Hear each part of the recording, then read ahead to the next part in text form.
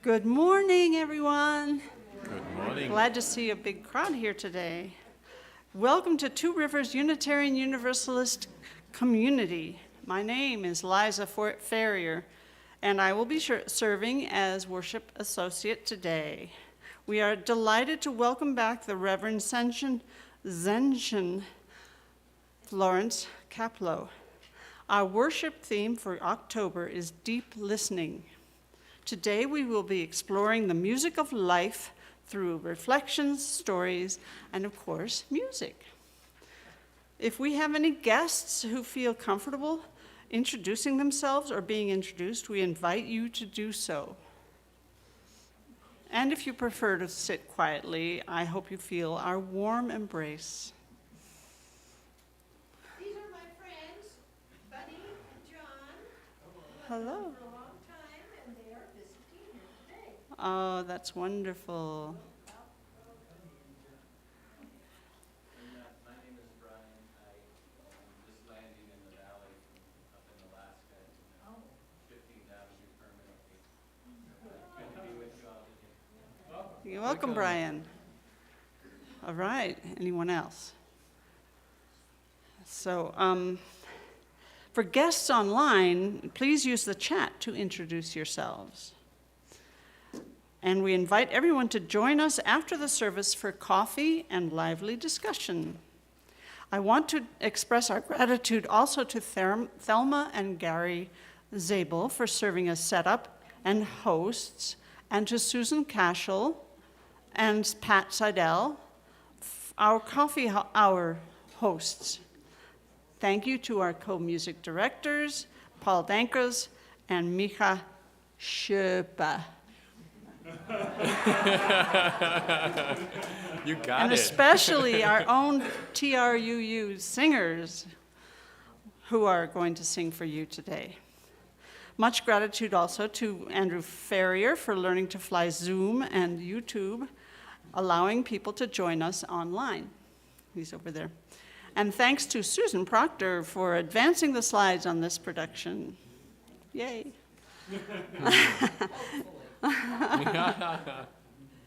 If you would like to connect to our community, please leave contact information on the back of the order of service. We also invite those with pastoral and caring committee concerns. If you need someone to talk to, you can leave your name, and I would like a call from Aaron Brown or just whatever you feel like. So anyone with pastoral and caring committee concerns to use the back of the order of service as well. I invite your attention to the announcements in your order of service, and I'd like to highlight a few specific items. We have great news. Reverend Florence will be with us at winter solstice time and will be leading an honoring of the darkness on Saturday evening, December 21st, as well as a welcoming the light on Sunday morning, December 22nd. We're looking for helpers, planners, and participants for that. Please silence your phones, watches, and the like, and as we move into worship with a musical prelude by Schoepe and Paul Dankers. And I invite you to sing along. You will very likely know the song better than I do.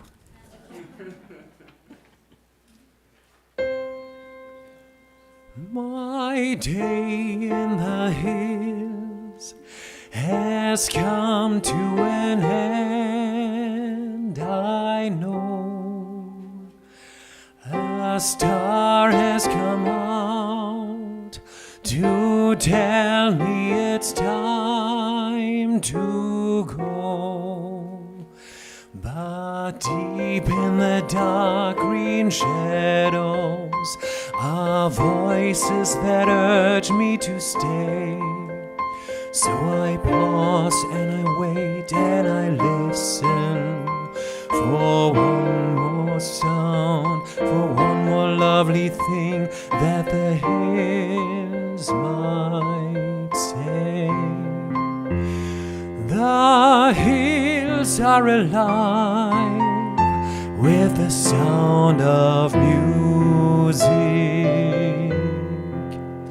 with songs they have sung for 1,000 years.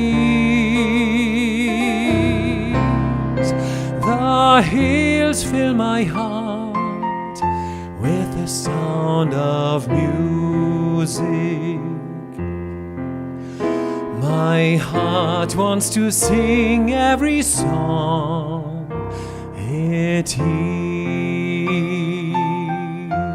My heart wants to beat like the wings of the birds that rise from the lake to the trees. My heart wants to sigh like a chime that flies from a church on a breeze. Laugh like a brook when it trips and falls over stones in its way, to sing through the night like a lark that is learning to pray. I go to the hills when my heart is lonely. I know I will hear what I've heard before. My heart will be blessed with the sound of music, and I'll sing once more.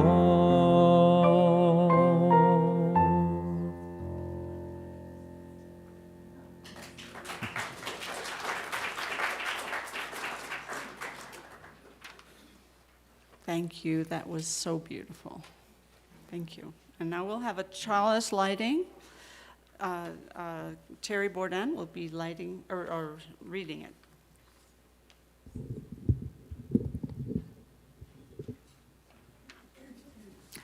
Thank you for asking me. I'm practically a newbie. Let's put it like that. And forgive the New York accent. As we light this flame, may we hear what it has to say. Come back to your center, it calls. Return to the quiet, it whispers. The quiet we long for and that longs for us. From this stillness, always a voice arises, if we let it. So come, friends, let us listen once again. Let us find that flame inside that guides us back home. Thank you, Terry.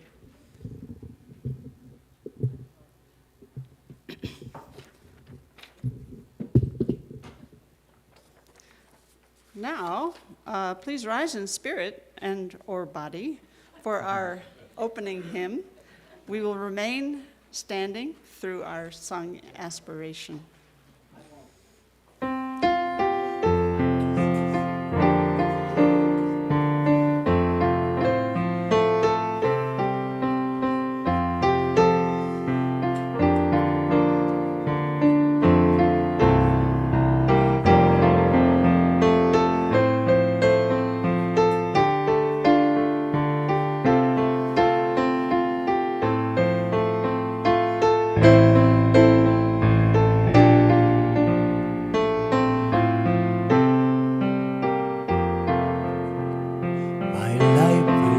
Flows on in endless song above earth's lamentation. I hear the real though far of him that hails a new creation. Through all the tumult and the strife, I hear the music ringing. It sounds an echo in my soul. How can I keep from singing? What though the tempest round me rolls, I know the truth it liveth. What though the darkness round me close, songs in the night it giveth. No storm can shake my inmost calm, while to the rock I'm clinging. Since love prevails in heaven and earth, how can I keep from singing? When tyrants tremble as they hear the bells of freedom ringing, when friends rejoice both far and near, how can I keep from singing? To prison cell and dungeon vile, all thoughts to them are winging. When friends by shame are undefiled, how can I keep from singing?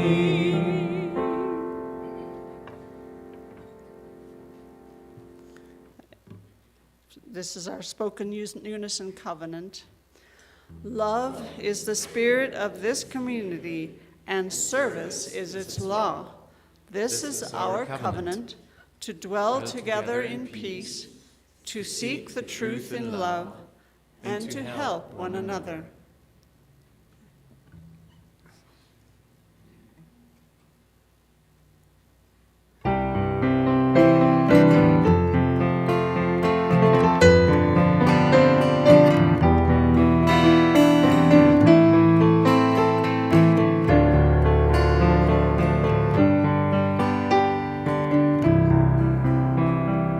Spirit of life, come to me. Sing in my heart all the streams of compassion. Blow in the wind, rise in the sea, move in the heavens, giving life the shape of justice. Roots of me close, wings set me free. Spirit of life, come to me, come to me. Please be seated. That was beautiful. Our wisdom story today is Music for the Clouds by Pedro Pablo Sacristan.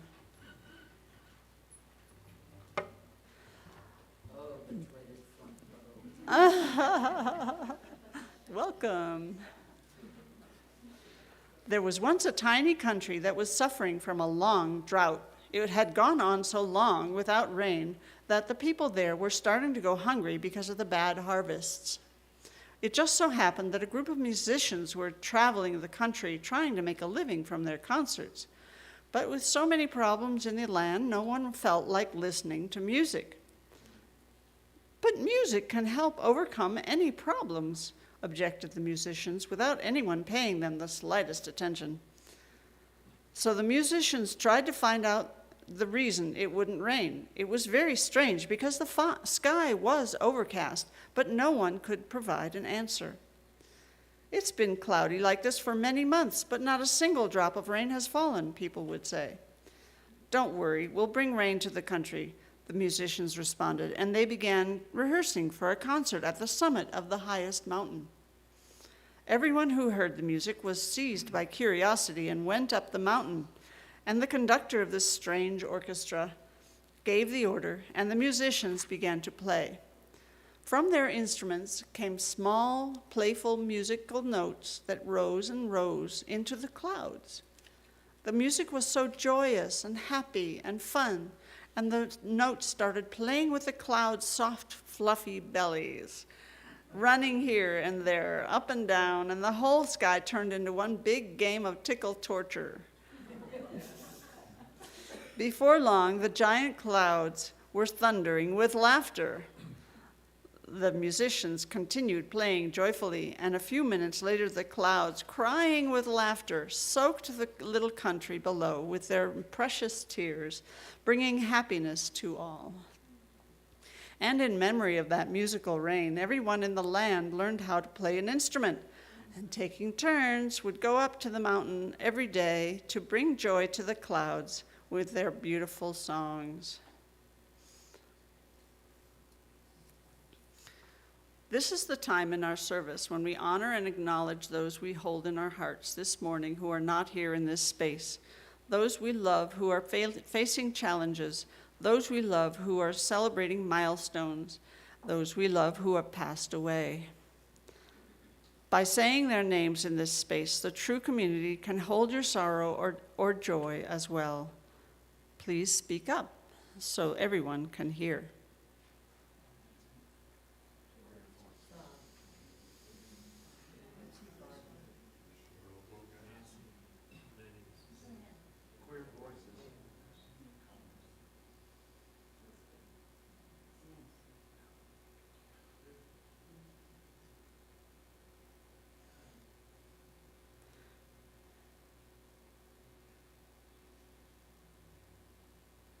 And for all those who haven't been named, who are also in our hearts.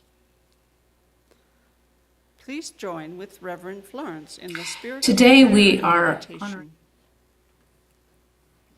honoring the role of music in our lives. And today we are deep listening that is possible in listening to music, listening to each other. And so I wanted to do something a little bit different for our pastoral prayer today. Every week we hear a musical meditation, but I invite you this week for a different experience, perhaps, of that meditation.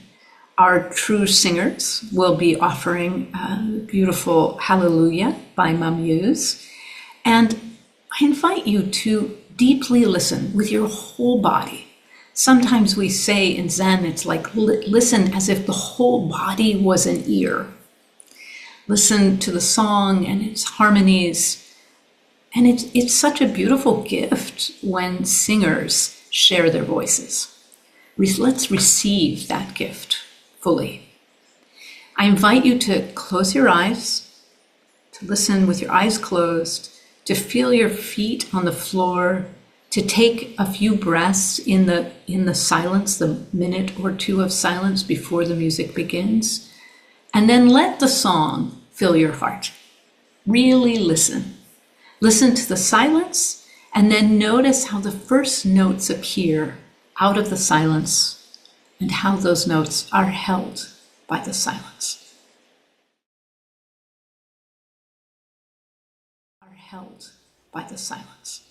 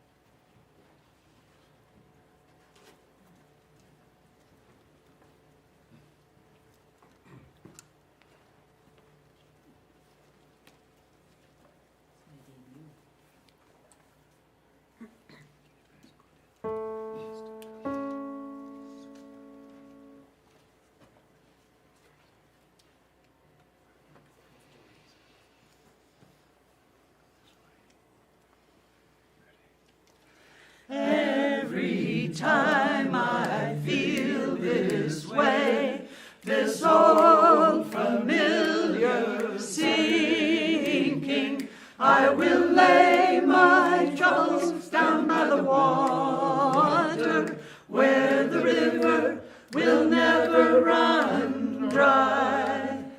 I'm gonna let myself be lifted. I'm gonna let myself be lifted. I'm gonna let myself be lifted by and by and lay my troubles down by the water, where the river will never run dry. It's been said, and I do believe, as you ask, so shall you receive. So take from me these troubles, bring me sweet release, where the river will never run dry. I'm gonna let myself be lifted. I'm gonna let myself be lifted. I'm gonna let myself be lifted by and by and lay my troubles down by the water, where the river will never run dry. There is a river in this heart of hearts, with knowingness of my highest good. I am willing, I will do my part, where the river will never run dry.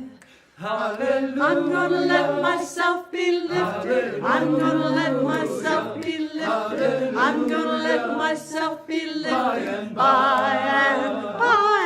I'll lay my troubles down by the water, where the river will never run dry. Where the river will never run dry. Where the river will never run dry.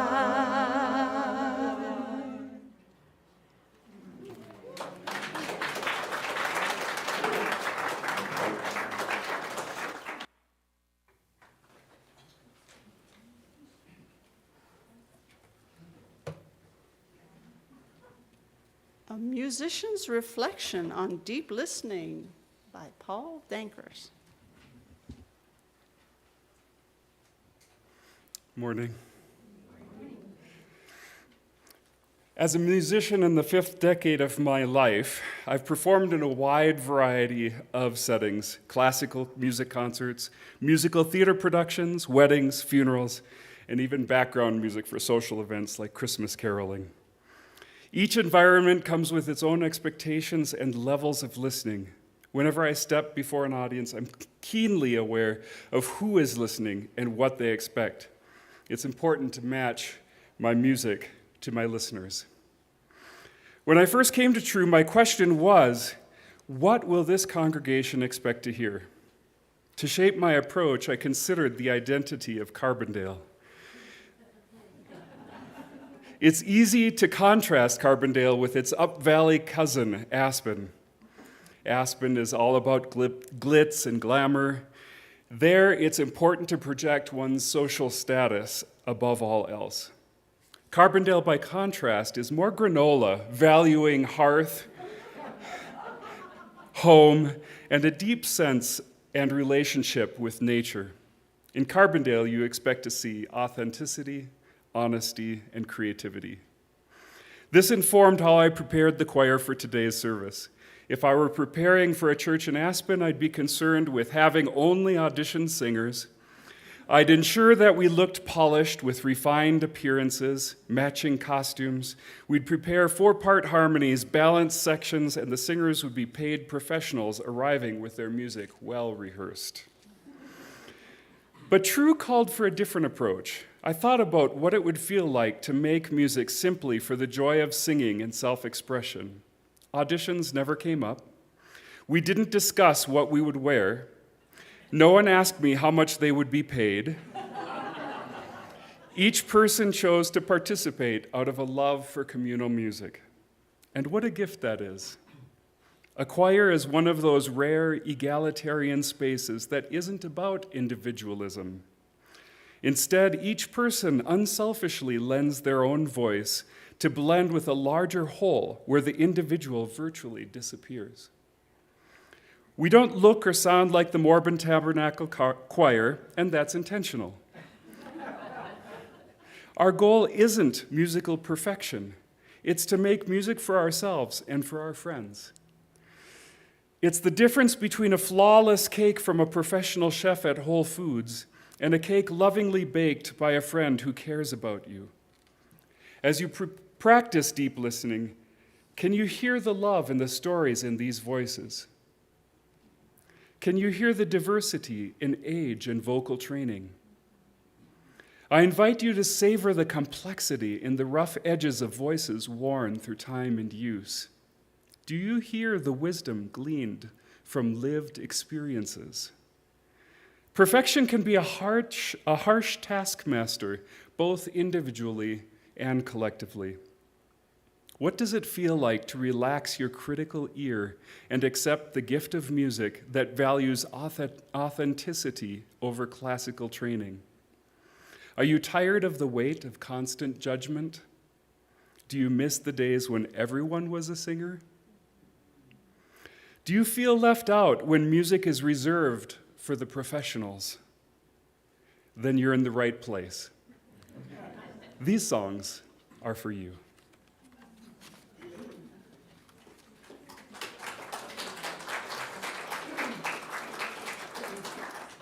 And now we will hear from Reverend Zenchen Florence Caplow.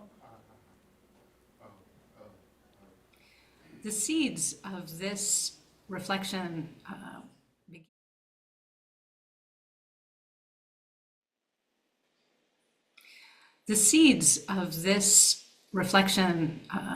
began many years ago when I was in a secondhand store somewhere in San Francisco, and I saw a broadside of a Tennyson poem, and it really struck me deeply.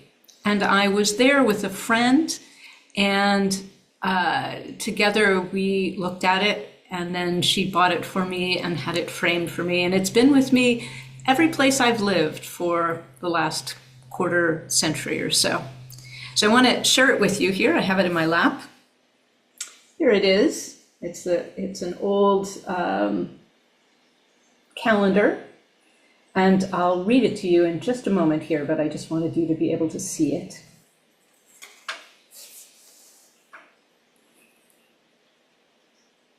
So here are the words. Love took up the glass of time and turned it in his glowing hands. Every moment, lightly shaken, ran itself in golden sands.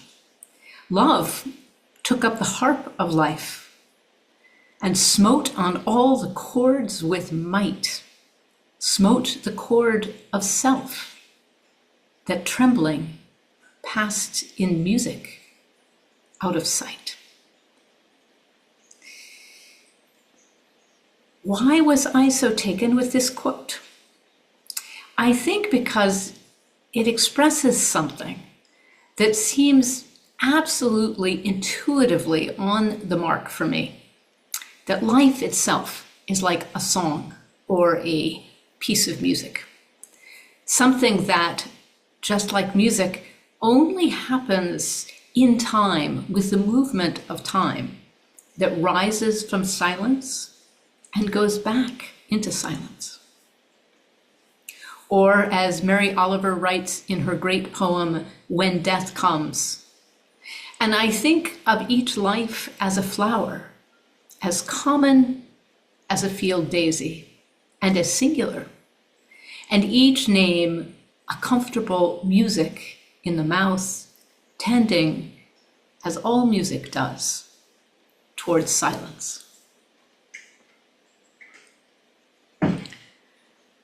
The process theologians say that we are verbs, not nouns, and that the whole world is made up not of things, but of processes, of an unfolding, just like music. Music doesn't exist without time.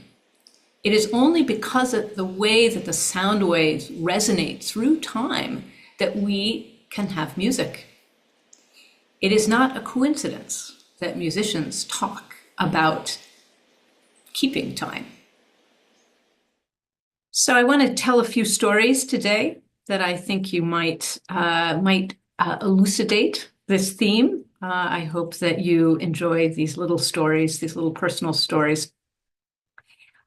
I grew up among musicians.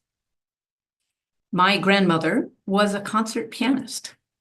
My mother was a piano student at the University of Colorado many years ago. My father's sister, my aunt, was an extraordinary pianist and singer. Concert grand pianos were in all of their homes, all of their living rooms, even my aunt's apartment in New York City. My Aunt Doe, in her late 90s, with memory loss, could still sit at her piano and play whole sonatas by memory. One of the last photos that I have seen of her is of her sitting at the bench in front of her grand piano. To them, music was not background. It was foreground. My mother could never understand why anybody would have music on as background to doing the dishes or eating dinner. It was just inconceivable to her. Music was to her like lifeblood, emotionally intense and absorbing, something that could carry a person away. Only now, years later, after she has passed, do I begin to glimpse what she experienced. Although my mother loved many forms of classical music, her greatest passion, above all, was opera.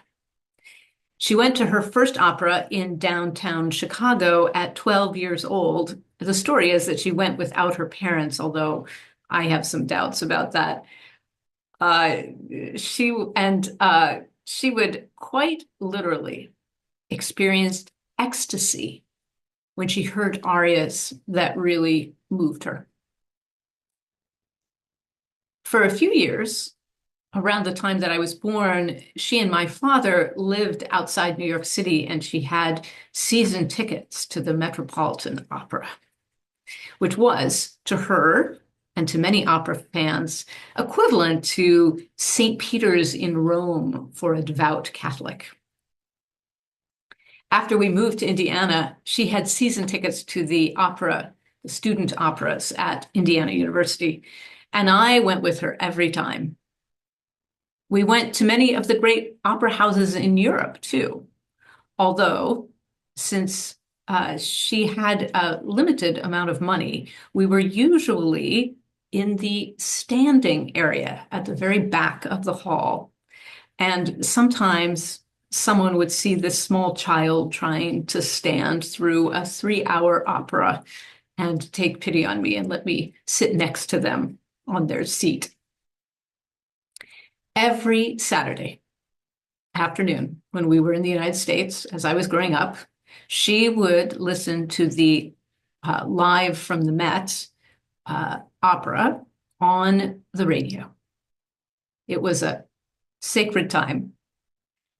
And later, she was a regular at the movie theater in the mall in Terre Haute, Indiana, when the Metropolitan was broadcast live.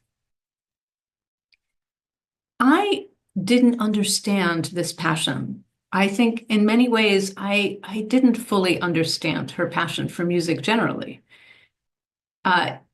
In those days, opera did not have subtitles, and so I would go to the opera with her and have very little idea of what was actually happening in the opera.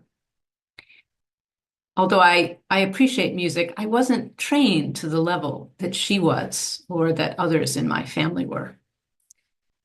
But in her memory, 2 weeks ago, when I was in New York City for just 3 nights for the ordination of a friend at All Souls, New York City, I bought a ticket to the Metropolitan Opera at Lincoln Center for Verdi's Rigoletto, one of the most brutal and tragic of all operas, which is saying a lot. Verdi was one of my mother's favorite composers, and I just felt 6 months after she died that I needed to go to the Metropolitan Opera in her name and in her memory.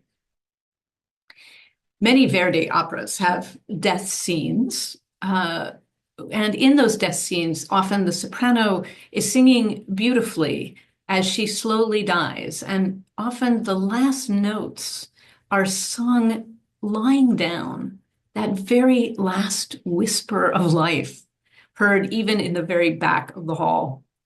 And when my mother and I would go to operas together, she would often be weeping soundlessly as the last notes died away. Being my mother's daughter, I was seated way, way up in the very cheapest seats near the ceiling. But oddly, in this full space, there was an empty seat next to me. I felt like she was there in some way, knowing how happy she would be to be back at the Metropolitan. And I tried to hear the music as she did, as blood, as power, as beauty in time. It helped that earlier that day, I had had my own intensely personal experience with music, totally unexpectedly. I was not planning on it in any way, shape, or form. Instead, I had always wanted to see the Cathedral of St. John the Divine, which is the great, actually still parts of it unfinished cathedral of the Episcopal Diocese of New York, built in 1892, and one of the largest church buildings in the world. On that day, I traveled up to Morningside Heights near Columbia University to see the cathedral. I began wandering across the vast open floor of the nave with the gorgeous stained glass windows above me, the light streaming through. And from a distance, I heard the faint sound of a choir singing in this empty cathedral. Up near the high altar, off to one side, was part of this unfinished area of the cathedral. And through a small door, I heard the music, and I went through the door and into a room with high stone pillars, empty, except for a circle of small speakers mounted on stands around the room in a circle. A sign explained.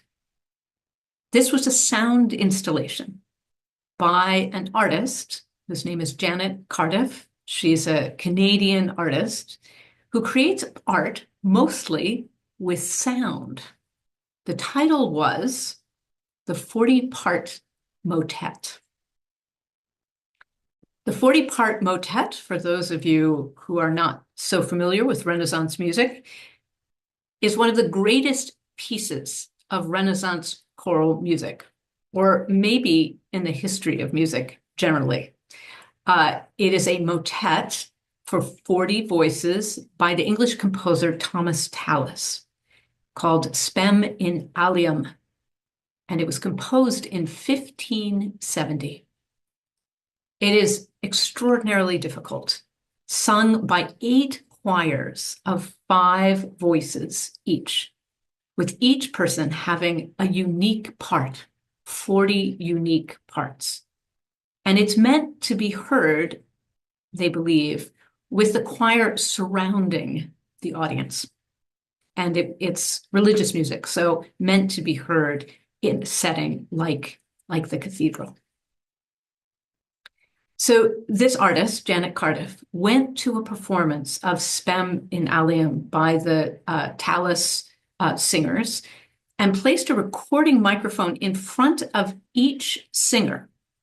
So in recording from that microphone, which is what each of the individual speakers is a recording from a different microphone, you hear mostly the singer's own voice, but also the rest of the motet, but as the singer would hear it. As you know, the theme for October is deep listening. And I can't imagine any deeper form of listening than one of these 40 singers as they try to sing this extraordinary piece. So they have to be listening to what's happening around them. And there were 40 speakers in 8 groups for the 8 choirs around that room.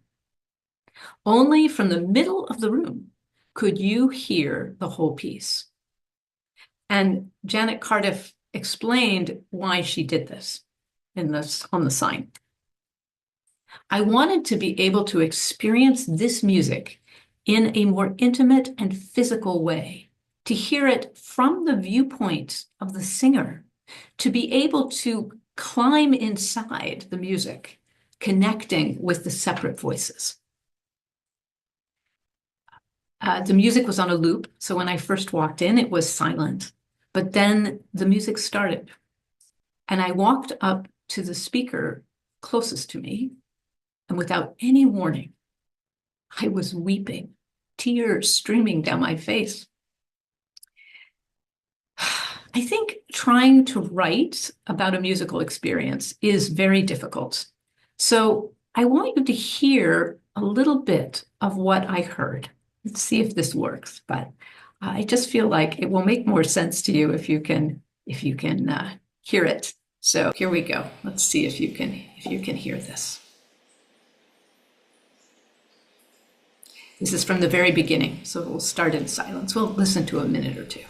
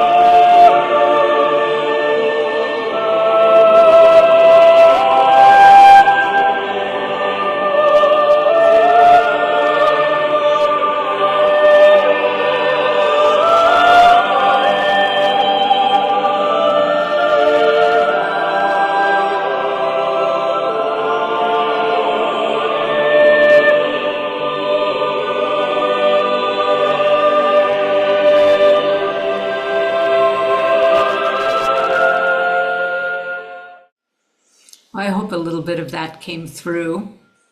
I really wanted you to have a little experience of it anyway. Even listening to it now for me was very moving. So I invite you, to really, through the whole rest of our service together, to let the music fill you as it can.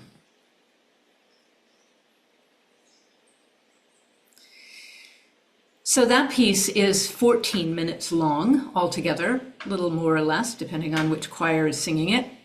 And I listened to it all the way through and then waited through the silence and then listened to it all the way through again.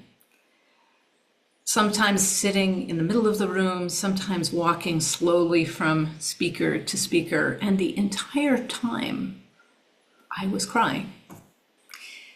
I can't say why I cried. How to explain why some music, depending on who we are and the nature of the music, can enter the center of your heart like a sword. Only that it felt like the most beautiful thing I had ever heard.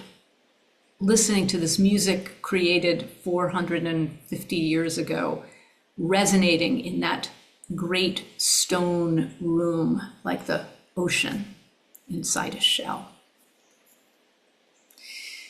Music is healing. I think that time in the cathedral for me was healing as I continued to mourn my mother's death. The connection between her and music. I think the tears had been waiting for a moment like that, and how fitting it was that music was what brought them finally flowing. Maybe something like that has happened to you too. My neighbor here in Urbana is a writer and a novelist. When she was younger, she sang in choirs, but career and family and her writing took her away from singing. Then she began to sing again a few years ago, and she fell in love with singing jazz improvisation as part of an ensemble. And she's been working on a manuscript for a book about coming back to singing at a time when she was really filled with despair about the world and about climate change. What she found was that singing brings her deep into the present moment with no room for worrying or thinking about anything else. And it brings her joy. The other day we sat down over tea and she told me what it was like when there was a sense of connection and flow in the improvisation. She said, I have this strange sense that I'm shaping time or sculpting time. It's both fascinating and scary for me. And she described what it was like to create music with her band, listening to each other with such care, which is necessary in improvisational jazz particularly, communicating and being together like a conversation with each other, a different kind of conversation than you can have in spoken language. I felt like she was showing me a little of what brings people to music from the inside. And it made me think again about that Tennyson quote, about our individual life like a chord of music played by love, with love. Earlier this year, my mother's life, as all lives do, trembling passed in music out of sight. And yet those chords still reverberate in this world, still reverberate in me and those who loved her and were touched by her life. It's as if we are also the harpists, and the vibrations we make, the gardens we cultivate, the trees we plant, the students we teach, the animals we care for, the people whose hearts we touch, go on, even as our particulars tend back towards the silence from whence we came. Thank you for letting me talk about this element of deep listening today and the music of life.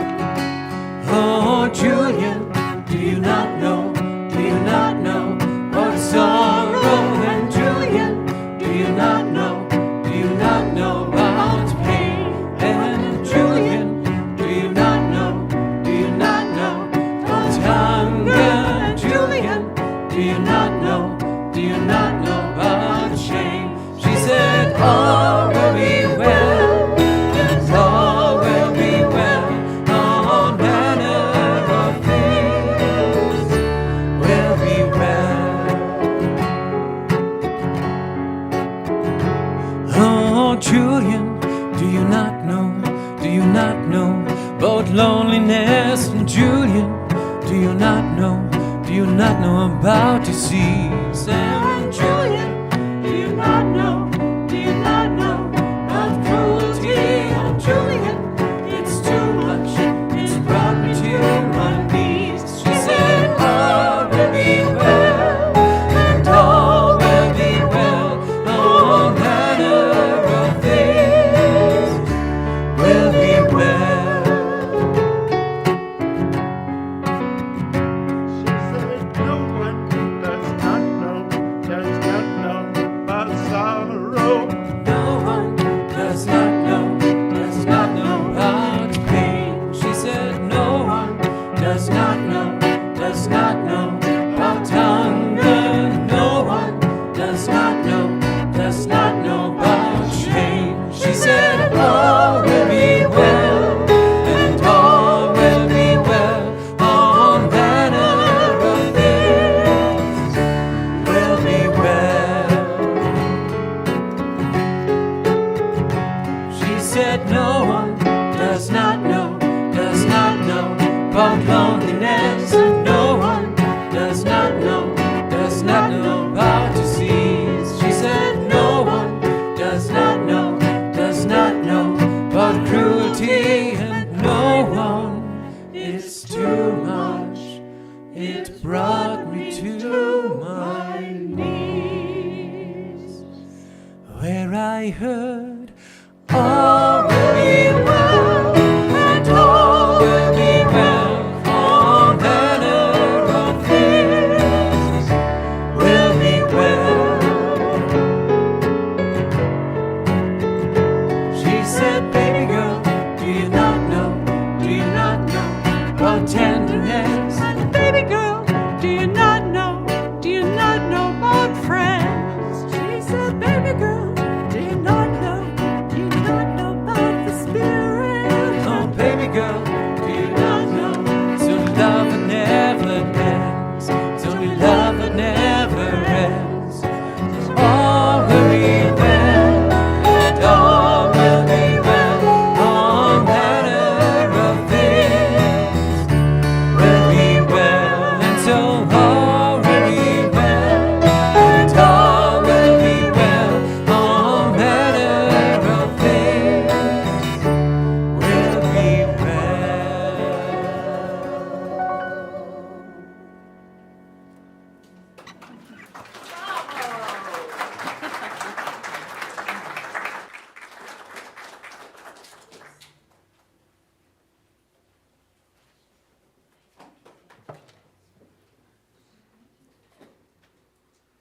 Thank you.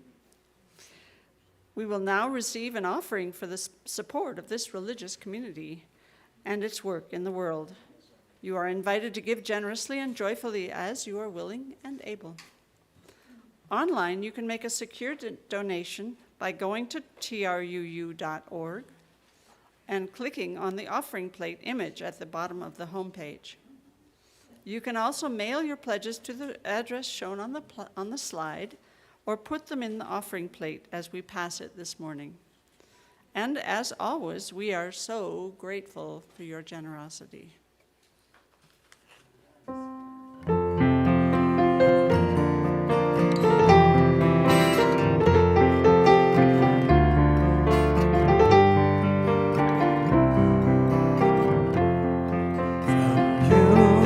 I receive, to you I give.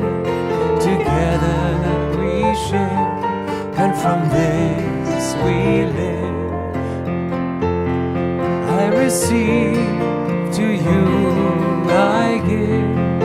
Together we share, and from this we live.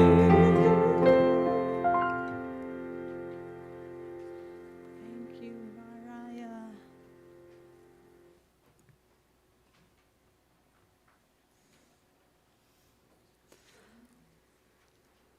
Please rise in body or spirit for our closing hymn, number 1059, May Your Life Be as a Song. Thank This song happens to be around, so if you are a music reader and want to be bold and venturous, you'll see in the next slide there are numbers that have circles around them, and you can start at any one of those numbers with a circle around it, and it'll work with everything everybody else is singing.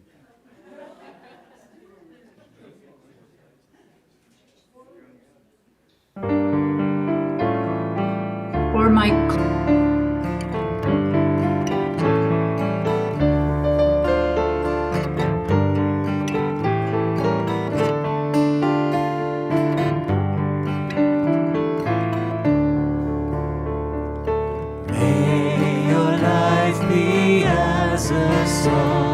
resounding with a dawn to sing away the light and softly serenade the stars, ever dancing circles in the night.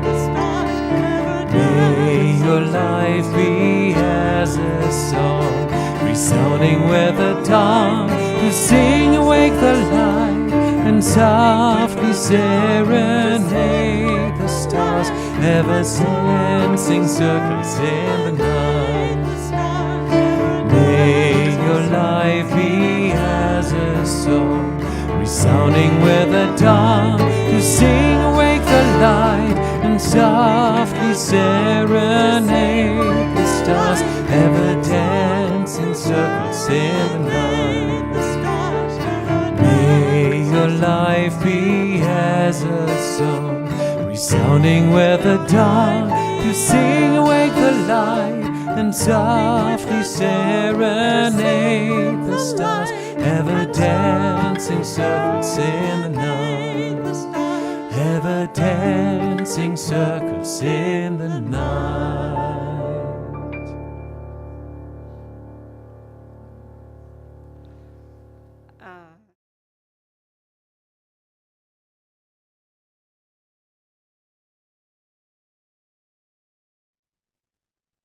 For my closing words today, I want to share the poem that opened my reflection, but I also want to invite you to consider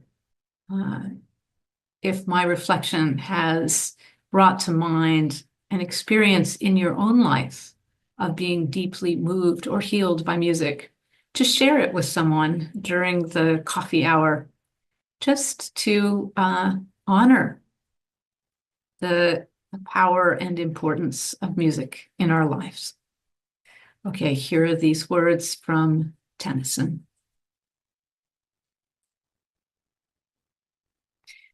Love took up the glass of time and turned it in his glowing hands. Every moment, lightly shaken, ran itself in golden sands. Love took up the harp of life and smote on all the chords with might, smote the chord of self that trembling passed in music out of sight. Blessed be.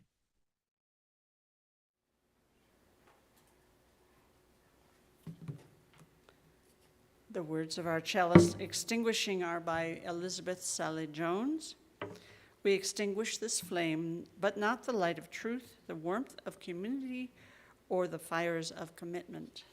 These we carry in our hearts until we are together again.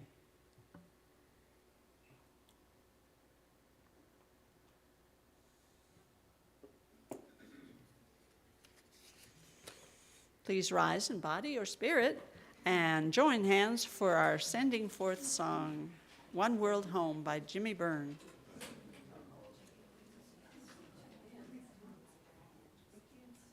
All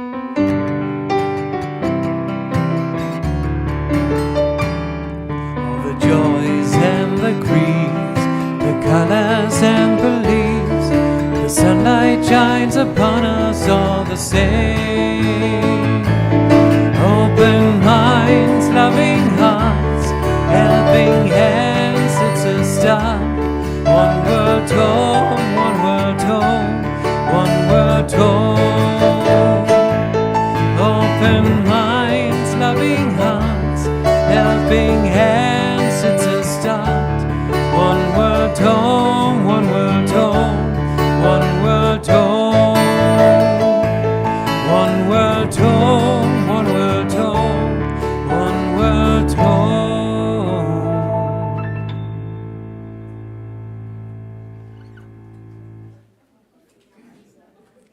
Please join us for coffee. Yay!